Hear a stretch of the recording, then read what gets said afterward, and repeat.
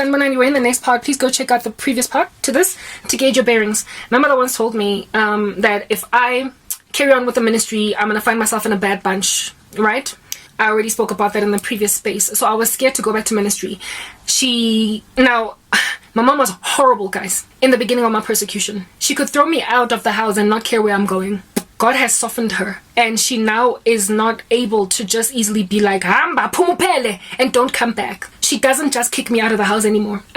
When we have arguments, she exercises self-control. And she also now no longer sticks to her guns. Whenever something bad is terrible, something bad has happened, like in hurting me, she not apologizes, but she acts in ways so as to suggest that she's sorry. There's been a lot done inside her. The darkness that she started out in, much of it. And when I say much, if she was 100% opaque, if she was 100% blackness, she's now maybe like 54% blackness. Still majority blackness, but it has been significantly reduced and it's manageable now. She no longer just kicks me out at a whim. She no longer argues with me to a point of me being scared of where I'm going to live. And she no longer has just left me destitute. Okay, my cat is outside. Let me go open for the animal.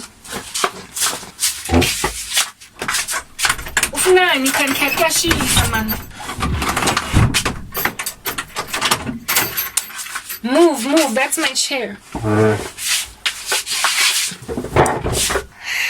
Cat, what's it? Ooh. Excuse me, Kaiki. Wag 'n bietjie, dis nie reg nie die ding wat jy doen. Wat soek jy daar op die vloer?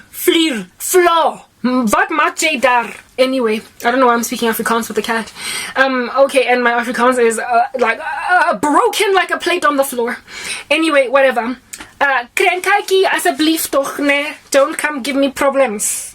Alrighty, so my cat is got the zoomies and there is no space in here to have zoomies. Like it just ain't. Anyway, I don't know how to get it, guy. Yeah, Crank cat, like seriously, I open for you, so either go sleep or eat and then go, or just chill. Yeah, okay. She's chosen to go sleep.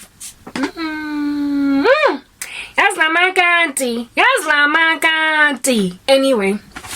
Whatever, right? So, Crankhead, no, you are not doing this to me. I'm telling a story. You don't get to drink my water. Move! What do you want?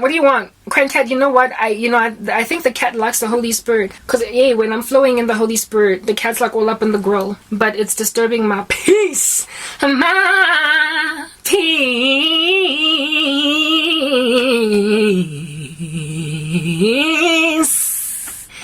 Anyway. Cool beans and bananas. So my mother was like really bad and things have gotten a little bit better, but so because of her getting better, and also I helped her become, she got a promotion at work because of me, and she ended up therefore feeling somewhat slightly, ever so slightly indebted to me. What are you hopping about? Cat, stop. She ended up feeling ever so slightly indebted to me. So I went from getting no money at all to getting 500 rands a month. Yeah, 500. 500, come on. From a salary going like into the, tens of thousands of rands a month to 500. Anyway, whatever. I helped her get a promotion and that's all I got. Did not help me get a job, try and help me. So you get my point, I have no support, right? But it's better than what it used to be. She used to be harsh, like careless for my life. She was taken altogether, like demon possessed. Yes, you guys, deliverance. Deliverance is like building a city, Rome, for certain people who have got dark entities that entered into their bodies when they were children. It was not built in one day or one night. Sometimes if you're gonna get a person to redemption point, to turning their lives over to Jesus now, you have got to literally exorcise them over years. Like teach them lessons over years before they can get to a point where they're like, God, please forgive me, I'm sorry. And my mom has like been basically in the dark all her life. There are things that happened to her when she was a kid, and then she entered into some darkness later on in life to cope. And it's taken me personally 11 years of redemption to get her to 54% wickedness, where she started out just kind of 100% gangster, and her Satanism, her darkness against me, basically magnified when I got born again. Because these spirits are kind of like decontent when they're in the presence of a world. They just want to leave a person to do wickedness, whatever. Do you till you die, then you're in hell now, right? But then when the Holy Spirit rocks up in the environment, that's when they're like, hey, what is this? This woman is mine. This woman is going to hell. This woman is mine. And I was this praying force. So my mom I don't have a history of abuse. That's what I'm trying to help you guys understand. Not at this level. I had a strange upbringing with my mom. I was never her favorite kid. Those favoritisms existed, but she was normal. Not every parent, there are households where favoritism is a thing between kids, guys.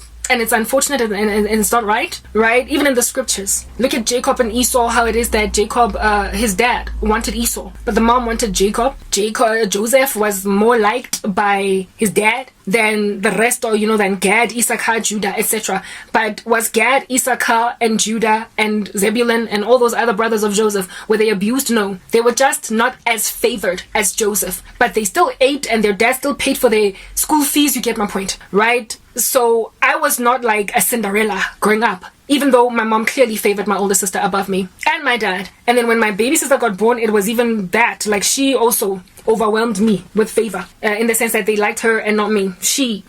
My baby sister is a half sister, belongs to a different dad. Crankhead, please, you're standing on my light. Ish, yes, anyway. Yeah, no. However, despite this obvious favor, my little sister was born when I was 17 years of age. Crankhead, I can tell that you probably want to go outside. No, you don't? Go in your establishment. Go. Thank you. Lekat. Yes, Lekat. Hey, Kati. It's playing games with me. What was I getting? Ngikuvulele. Yo, hayi. Ungabuyi until midnight. Ngathantelanga, otherwise, hey. Uzobonisa cat heaven right now. Where's cat heaven? The same heaven that we all go to. Hey, don't come at me about doctrine. I don't know if animals go to heaven. All I know is that Jesus made them. Anyway, whatever. Right, so yes, my baby sister also gained favor above me, and I picked it up. She was born when I was only 17, right? And so I saw the shift of my mom's favor. Not that she ever gave me any favor, but I saw, when you are just a generally disregarded kid, and then another kid comes along, and then this kid gets the kind of affection that you never thought your mom had capacity to give. Yeah, I saw that happen, but I wasn't abused. I still got to eat. I was regarded. I was not, I was just a child growing up in that I wasn't abused. I was just not that favored. Yeah. You know the way that normal favoritism works. Not this evil kind where you hide a child in a cave until they're 21. Yes. Now I've got that kind of evil. That kind of favoritism where you hide one child in a cave until they're 40. Psychopath type favoritism where you now convert one of the kids into Cinderella. Psychopath type narcissism of a parent where it's now Snow White, who is the fairest of them all, mirror mirror on the wall, and evil step mama trying to feed you like poison apple. Yeah, that's what's going on now. Hey, let's move to the next part.